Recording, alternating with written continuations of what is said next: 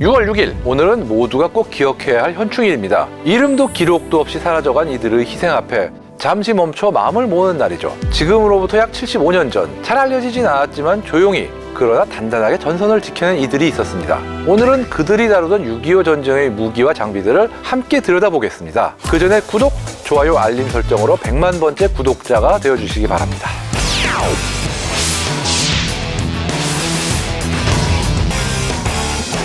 6.25 전쟁 당시에 매우 중요한 역할을 맡은 유엔군의 일원이 있습니다. 바로 영국군입니다. 총 5만 6천여 명의 병력을 파병해서 미군 다음으로 많은 병력을 보냈는데요. 규모뿐 아니라 질적으로도 뛰어난 전력을 갖추고 있었죠. 특히 주목할 전력을 당시 최신형 전차 센츄리온이었습니다. 2차 세계대전의 교훈을 바탕으로 개발된 이 전차는 6.25 전쟁에서 처음으로 실전에 투입됐는데요. 가장 많이 생산된 마크 3형 센츄리온은 최대 152mm의 장갑에 84mm 주포를 장착해서 강력한 방어력과 화력을 자랑했는데, 이는 북한의 T-34-85에 정면으로 맞설 수준이었죠. 하지만 1950년 11월 14일 부산항에 도착했을 때 북한군 전차 대부분이 섬멸된 상태였기 때문에 센츄리온과 T-34 간의 정면 대결, 이것은 끝내 한국 전선에선 이루어지지 못했습니다. 대신 센츄리온은 중공군의 공세를 막고 보병을 엄호하며 그 진가를 발휘했는데요. 특히 일사후퇴 당시 유엔군의 철수를 도왔고 1951년 임진강 전투에서는 전차 5대가 파괴되는 피해를 감수하면서도 중공군에 큰 피해를 입히며 영국군 29여 단의 후퇴를 가능하게 했습니다. 게다가 손실된 전차 대부분도 회수되어서 수리를 마친 뒤 재투입되었기 때문에 센츄리온의 강인한 생존성을 입증하는 계기가 되었죠. 그 뒤로도 센츄리온은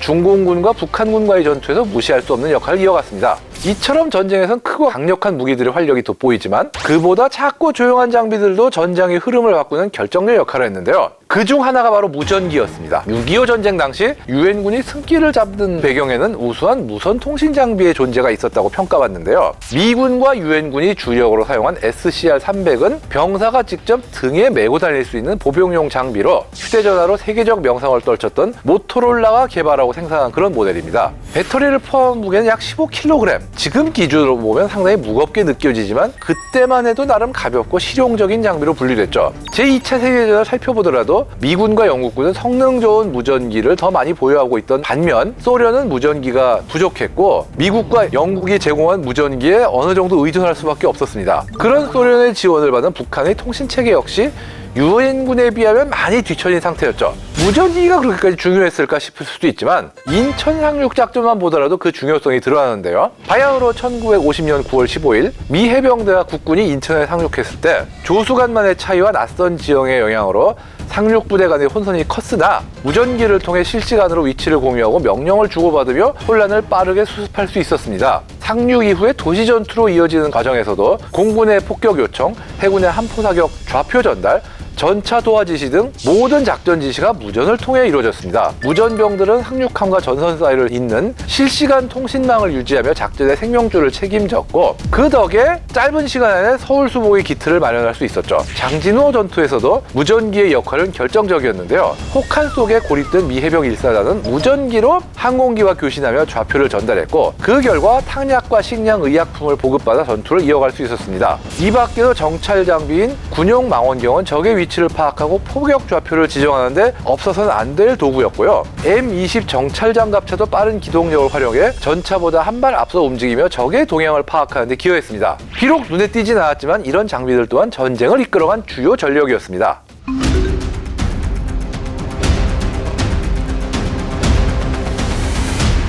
2차 세계대전에서 쓰였거나 그 영향을 받아 개량된 무기들이 다시 전장에 투입된 경우가 많아서 그런데요. 센츄리온 전차 역시 2차 대전 말기에 교훈을 바탕으로 개발됐고 유엔군이 사용한 무전기 또한 2차 대전 중에 축적된 기술이 반영된 장비였거나 심지어 그냥 2차 대전 때 쓰던 것들도 많이 썼어요. 그 중에서 특히 보병이 사용하는 연사 무기들은 이 시기를 기점으로 본격적으로 대중화되기 시작했는데요. 먼저 소련이 설계하고 북한과 중공군이 사용한 PPSH-41 기관단총부터 살펴보면 실집 1연발 드럼 탄창과 분당 900발의 빠른 연사 속도를 자랑했습니다. 야간이나 근접전에서 위력이 굉장히 강했고요. 실제로 중공군이나 북한군이 밀려오면서 난사했다, 이런 당시 증언도 남아있긴 한데 무시 못할 위력을 발휘한 건 맞는 거죠. 한편 유엔군과 국군은 주로 이 M3 그리스건을 사용한 편인데요. 그리스건은 기존에 사용되는 M1A1 톰슨의 어떤 생산성 문제를 해결하고자 만든 간소화된 기관단총입니다. 구조가 단순해 빠른 생산이 가능했고 유지 보수도 쉬운 편이었는데요. 이 그리스건이라는 게 이 자동차나 기기에 그리스를 주입하는 그리스 주입기, 이것과 비슷하게 생겼다고 해서 붙은 명칭이죠. 값싸고 믿을 수 있는 무기이기 때문에 후방병력이나 지원부대, 내지는 지휘관 이런 인원들에 널리 보급됐습니다. 그런가 하면 M1918A2 BAR, 즉 브라우닝 자동소총은 분대 단위의 화력 지원을 담당하며 적의 공격을 저지하는 데 큰 역할을 했고요. 또 M1919A4 기관총은 삼각대 거치에 사용하는 그런 방식인데 지속 화력 지원용으로 고지전투와 방어전에서 활약했습니다. 이처럼 6.25 전쟁은 기관단총과 경기관총 등이 보병의 전투 방식에 영향을 끼치는 어떤 2차 세계대전의 연장선상에서 조금 더 발전된 이런 형태라고 볼 수 있는데요. 센츄리온 전차는 철의 몸으로 전선을 지켰고 무전기는 전장을 이끄는 연결망이 되었으며 보병은 손에 쥔 이런 무기들에 의지해서 치열한 전장을 버텨냈습니다. 현충일인 오늘 6.25 전쟁에서 묵묵히 전선을 지켜낸 다양한 전력들의 가치를 기억하고 우리가 누리고 있는 평화도 되돌아볼 수 있는 이런 시간이었길 바랍니다.